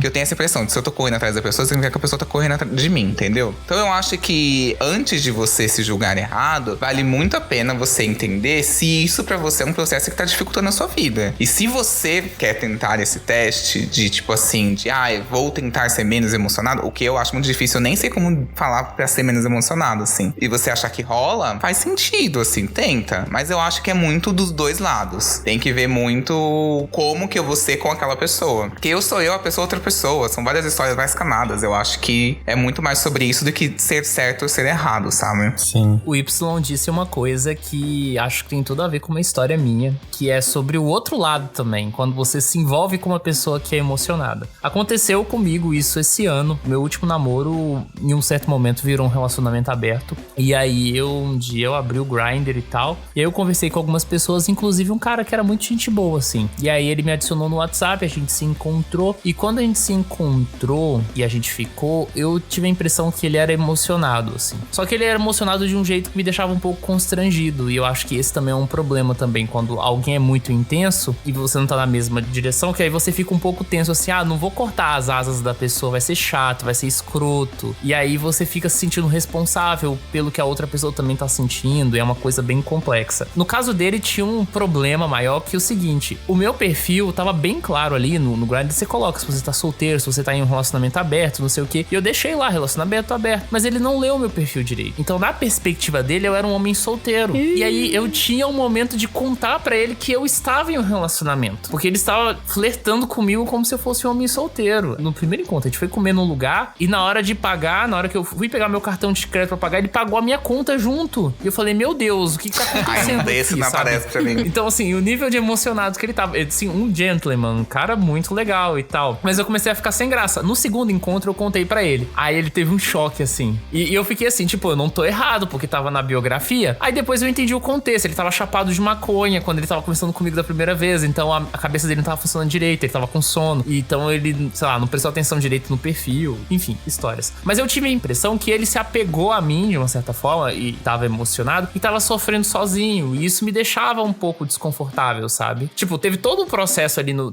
primeiro encontro com ele que foi legal. Até eu fiquei um pouco empolgado com ele no início, sabe? Porque ele tava tão legal, tão gentil, tão emocionado que eu fui até me deixando levar. E aí eu comecei a elaborar uma estratégia que eu geralmente faço quando eu fico muito empolgado com alguém e eu acho que eu tô saindo um pouco do limite. O que é? Eu presto atenção na pessoa com quem eu tô saindo e começo a verificar quais são os defeitos daquela pessoa. É tiro na queda. Então, o que acontece? Que horror. Eu olhei pra esse cara e comecei a pensar, tem alguma coisa nele que me incomoda? Aí eu comecei a perceber, ele tem umas reações em relação a algumas coisas que me parecem um pouco exageradas, sabe? Ele ri muito alto, ele é meio exagerado em algumas coisas, isso me incomoda um pouco. Aí tinha outra característica que é, o senso de humor dele é meio incompatível com o meu, assim, é um tipo de humor que eu não gosto. E aí eu fui começando a juntar vários defeitos. Thiago... Não! Olha, Thiago, eu tô rindo. você é Capricórnio, uma dos seus objetivos de vida é olhar pra Sagitário e aprender coisas de Sagitário. Ai, você tá criticando todo o perfil sagitariano aí. Não, pior que esse cara que você tava saindo é de Sagitário, mas o meu primeiro namorado... que é de Sagitário, olha a descrição que você deu do cara. Mas o meu primeiro namorado também ele não era assim. O meu primeiro namorado era Sagitário, mas ele não é assim. Por isso que eu achei que não era uma descrição geral assim, do signo. Mas... Eu tô rindo porque o senso de humor do Thiago é péssimo também. É porque eu tenho um humor meio pesado, entendeu? E ele tinha um humor mais leve, assim, um humor meio... Tipo, print do Twitter, sabe? Que é uma coisa que eu não acho graça. Então ele mandava as coisas pra mim e eu tinha que fingir que eu tava achando engraçado, mas eu não tava achando engraçado, entendeu? Ah, não. Quando não dá match de humor, não dá horrível. mesmo não, gente. Muito ruim. Muito ruim, não. Match mas de assim, humor. aí eu fui contrabalanceando. Aí eu juntei esses defeitos, que pra mim eram meio óbvios. Fez um dossiê do ódio. Com as qualidades. E aí, eu saí da fase, tipo, ok. Tipo, ele é um cara legal pra sair, pra transar e tal, uma amizade colorida. Não vou ficar encantado por ele no sentido de paixão. E funcionou, assim. Só que aí, depois com o tempo, a gente... É outra história. A gente parou de se ver, aparentemente. Ele me deu um perdido. Eu acho que ele ficou muito tempo, assim, muito envolvido. E assim, não critico ele, assim, sabe? Eu acho que não tava sendo legal pra ele e tal. Enfim. Mas, resumo da história. É isso. Se você quer tentar controlar, mesmo não conseguindo controlar, presta atenção nos defeitos. Porque assim, quando a gente tá encantado por alguém, a gente só olha pras qualidades.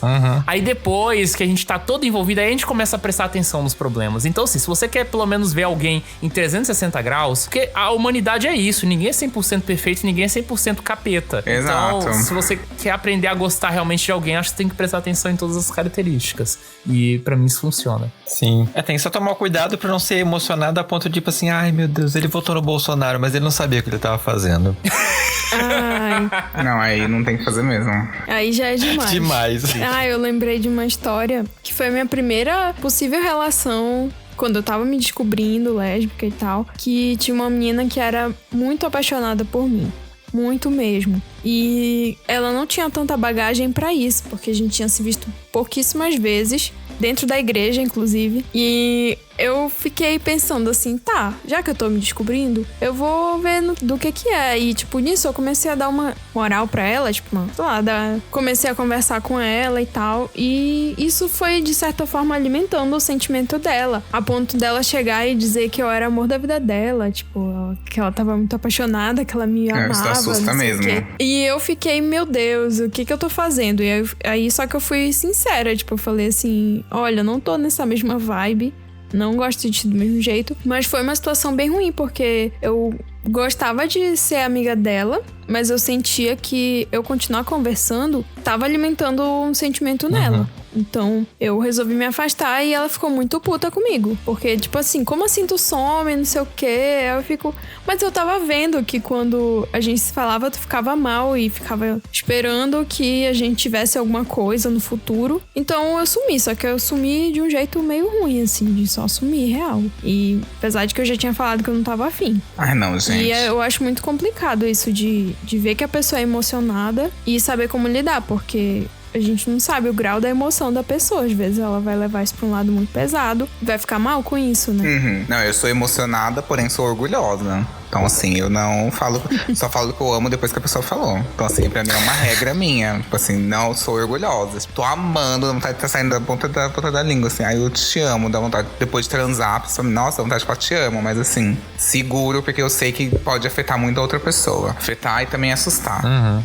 Então eu acho que, tipo, é um encontro mesmo das pessoas. Pode ser que você seja essa pessoa que seja muito emocionada. Ai, tipo, é isso, vamos, bora. Nem que dure, tipo assim, você vai ter a pessoa que você vai falar, tipo assim, olha, você vai ter um relacionamento que vai durar 1 mês. Vai ser ótimo, mas vai acabar em 1 mês. Começar e terminar em 1 mês. Vai ter a pessoa que vai falar assim, bora, vamos lá e tal. E tem a pessoa que vai falar que não. Vai falar assim, não, porque eu vou sofrer. Então, assim, a gente tem que entender que nem todas as pessoas têm a mesma opinião que a gente, têm a mesma maneira de se relacionar, o mesmo timing. E eu acho que a pessoa que é emocionada, ela é emocionada porque ela é intensa. Então ela se entrega e aí ela também espera muito de volta às vezes. E aí o que eu acho, assim, conforme você vai sendo intenso durante a sua vida, você vai aprendendo a ajustar com um tipo de pessoa. Então, tipo assim, você vai ter uma entrega, espera ter um retorno pra ter uma nova entrega. Às vezes, tipo assim, você pode ter a entrega que você quiser. Tipo, você pode, sei lá, uma vez eu dei uma caixa de bombom Rafaelo, que eu tava assim, tava indo pro mercado encontrar um menino, passei no mercado, eu comprei um Trident. Aí eu peguei, tipo, 3 Rafaelos e dei pro menino. O menino falou assim, nossa, tá confundindo. Então ele interpretou errado o meu gesto. E, tipo assim, gente, são 3 bombons Rafaelo. Tipo, comprei. Falei, eu tô indo encontrar ele, por que eu não dou? Entende? Cada pessoa vai ler algumas coisas de alguma maneira. O que eu tô dizendo aqui pra você, pessoa emocionada, que já sofreu bastante com isso, sofre ainda, uma maneira de lidar melhor com isso, não controlar. A ideia dele do gabinete do ódio no coração é maravilhosa. De mirar nos defeitos é maravilhosa. Vai funcionar também, assim. É uma tática, assim, muito boa. Mas eu acho que é tipo assim, deu uma entrega? Espera. Vê como a pessoa reage. Espera. Pra ser surpreendido. Entende? Eu acho que é possível um emocionado se envolver com uma pessoa que é mais pé atrás, que é mais pé no chão, que é mais... um pouco mais fria, até. É possível. Mas assim, espera pra ter o retorno. Às vezes a pessoa vai te devolver da maneira que você não espera.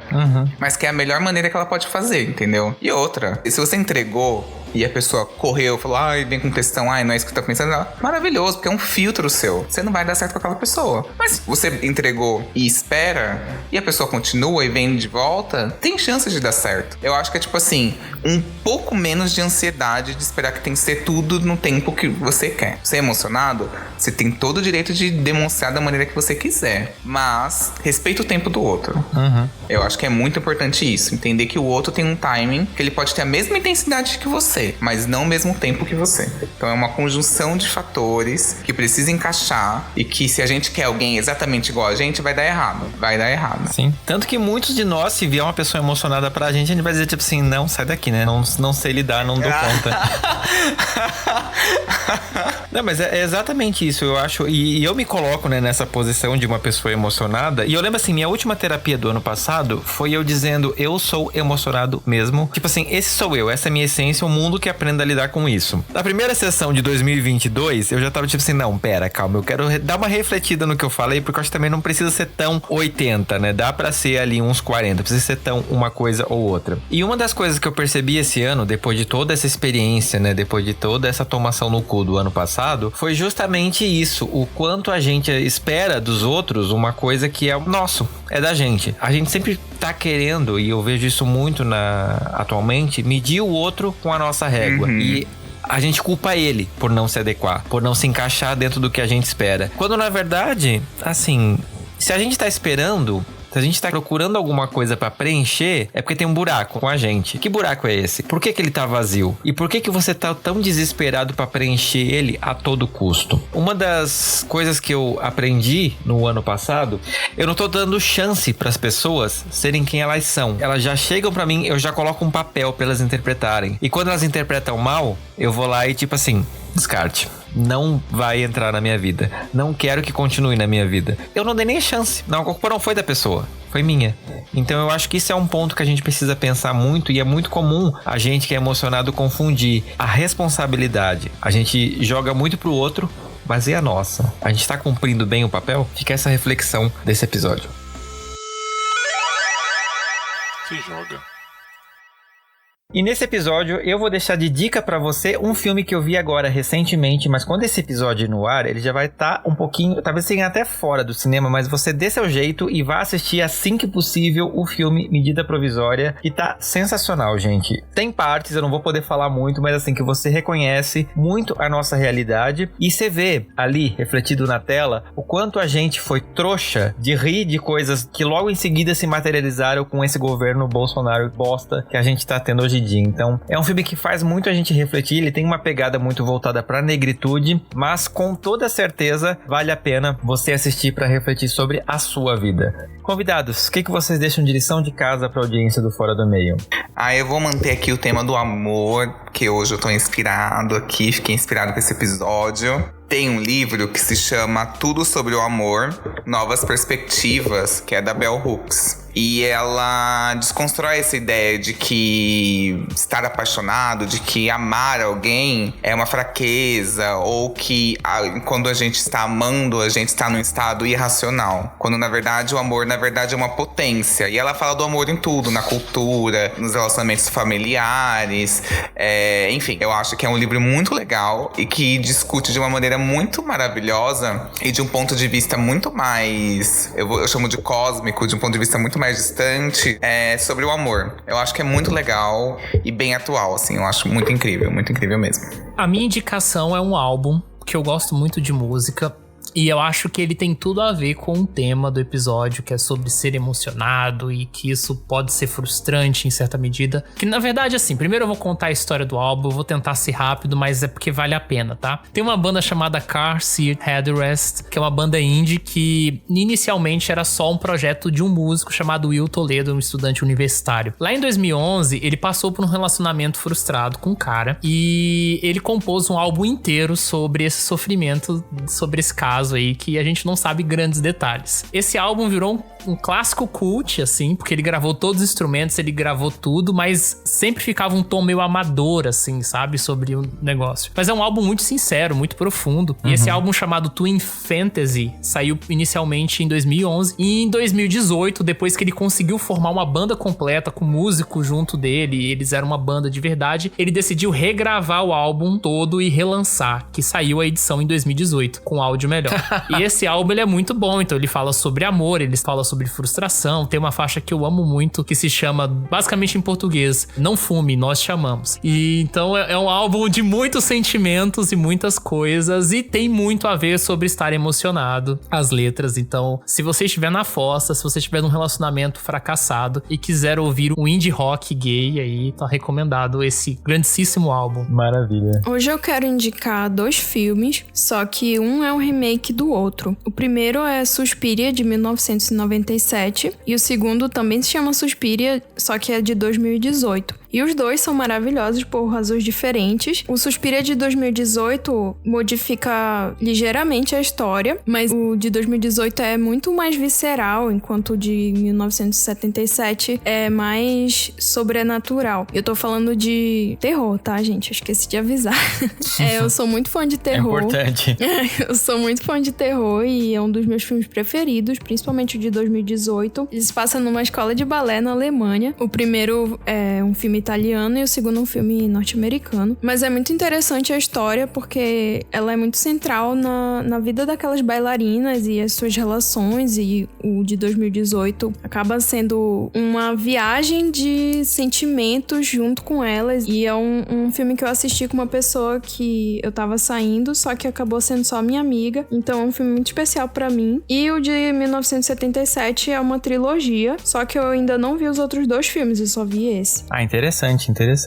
E pessoal, quem ficou curioso, né, quer conhecer um pouquinho mais de vocês, como que o pessoal acha vocês nas redes sociais? No meu caso, é só as pessoas me procurarem ou no Twitter ou no Instagram. No Twitter é @oThiagoAbreu, meu nome não tem H. E no Instagram também é parecido, é oThiagoAbreu, só que com underline no final. Eu tenho 2 podcasts, o Introvertendo, que é um podcast de autistas, e também o Espectros, que é um podcast de autismo, só que mais entrevista, uma linha meio Marília Gabriela. E assim, assim, se as pessoas quiserem saber o meu trabalho, as coisas que eu faço, principalmente nessa parte de áudio, é só procurar por lá. Maravilha. Eu já sou um pouco mais low profile, mas eu tenho uma rede social que é o Instagram, é @_Varuza, que eu posto as minhas coisas de arte. E eu também participo do Introvertendo junto com o Thiago. Se você gostou aqui dessa gayzinha que vos fala, minhas redes sociais são @controle_y. E se você quiser ouvir o meu podcast, está em todas as plataformas de streaming, Controle Y, uma audiobíblia sobre os relacionamentos do ponto de vista de alguém que teve muitos dates ruins. É isso, e muito obrigado, Fernando, pelo convite. Maravilha. Gente, eu quero agradecer demais a presença de vocês aqui, né, nessa segunda parte, né, a gente falando um pouquinho sobre corações e amor e etc, né, sobre ser emocionado, vocês aqui abrindo o coração. Eu tenho certeza que os ouvintes também, né, deve ter dado um quentinho ali, né. Muito obrigado, assim, eu não tenho nem palavras pra agradecer esse calor que vocês conseguiram passar pra gente através do áudio. Eu que agradeço, foi um prazer e principalmente revisitar a memória, só que hoje em dia de uma forma muito mais interessante, mais tranquila, mais calma. Menos emocionada. E também ressignificando até o que é ser emocionado, né? Então acho que nesse episódio eu saí com menos preconceito disso. Eu também gostei muito de gravar e eu senti que nesse segundo episódio eu consegui me abrir mais e revisitar as coisas de uma forma mais leve e consegui me conectar também com vocês, com as histórias de vocês, então foi um prazer participar desse episódio. Eu tô aberta a próximas parcerias. Só isso. Isso aí. E, gente, você ouvinte, né? A gente não acabou. Ainda vai ter mais uma parte pra gente continuar esse assunto, porque tudo que é bom tem que ter um 3, né? Então, daqui a 15 dias a gente volta com essa galera pra falar mais um pouquinho de um outro aspecto de relacionamento que, galera, eu não sei o que vocês acham, mas assim, eu não perderia por esperar. Concordo, em absoluto. Isso aí. E se você não segue o Fora do Meio, gente, vai lá no Instagram, no Fora do Meio Podcast, ou no Twitter, Fora do Meio Pod. Segue a gente. Você se considera uma pessoa emocionada? Você acha que você continua imune a essas intempéries, ou seu coração já tá um pouquinho ali, um pouquinho mais baqueadinho? Conta pra mim no Fora do Meio Podcast, @gmail.com. E você que tá ouvindo esse episódio, eu quero que você vá lá no nosso Instagram, vai ter uma postagem lá com uma pergunta. E eu queria muito que vocês participassem, porque querendo ou não, é isso que alimenta a plataforma, e eu quero convidar você a ir lá no nosso Instagram, comentar as nossas postagens, né, dar like, seguir a gente, e também, se você gosta desse podcast, assim como o Anderson da Silva, que você vá aqui embaixo na descrição e assine o Fora do Meio Podcast, né, contribua com a gente financeiramente para que esse podcast continue existindo. E eu espero vocês daqui a 15 dias com a parte 3 em mais um episódio do Fora do Meio. Até a próxima. Até mais, pessoal. Tchau, tchau, gente. Muito falsa. Aquela vez. Tchau. Tchau. Maravilha, maravilha. Tchau.